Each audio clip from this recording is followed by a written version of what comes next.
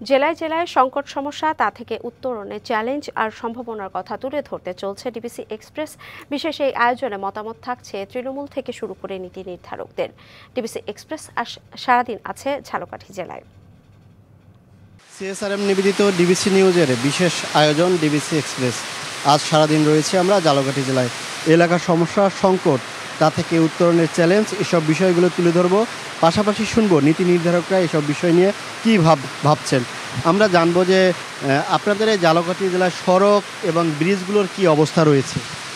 ঝালকাঠি পৌর শহরের রাস্তাঘাট একটু সংকীর্ণ আছে, এই বর্ষার কারণে বিপর্যয় হয়ে পড়েছে। কিছু ঝালকাঠির 2-3টা রাস্তা আছে যা অনুপযোগী হয়ে দাঁড়িয়েছে, যেমন একটি কালঠালতলা রাস্তা আছে এবং একটি টিএনটি রোড আছে। এরকম কয়েকটি রোড আছে যেগুলো অতি সত্ত্বর সংস্কার করা দরকার। এবং ঝালকাঠি একসময় ঝালকাঠি সেকেন্ড ক্যালকাটা বলতো, এবং সেখানে আমাদের একটি বাসনডার নদী আছে।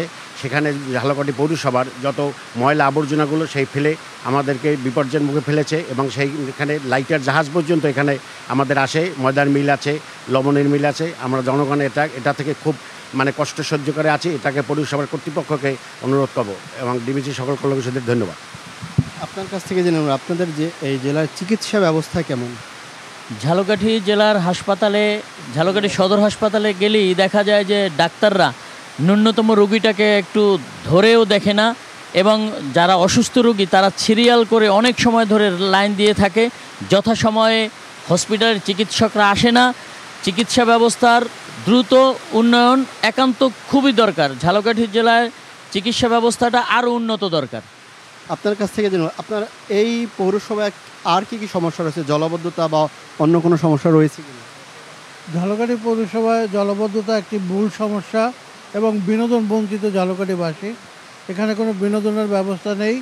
প্রশাসন লেভেলে কিছু উদ্যোগ গ্রহণ করলেও কিন্তু সেই ফলপ্রসূ আমরা দেখতে পাচ্ছি না। ঝালকাঠির স্কুল কলেজের ছেলেমেয়েরা বিনোদনের তাদের কোনো ব্যবস্থা নাই। শুধুমাত্র নদীর পাড়ে একটি মিনি পার্ক রয়েছে, একটি সিটি পার্ক রয়েছে, তাও জায়গার সংকুলন হচ্ছে না। বড় পরিসরে এর বিনোদনের ব্যবস্থা করা দরকার। ধন্যবাদ আপনাকে। আমরা আরও একজনের সাথে কথা বলবো। আপনাদের এই এলাকায় আমরা যে দেখতে পেয়েছি যে পেয়ারার একটা সম্ভাবনা রয়েছে কৃষিতে, এটির সাথে যোগ করবেন যে বেকারত্ব কেমন রয়েছে।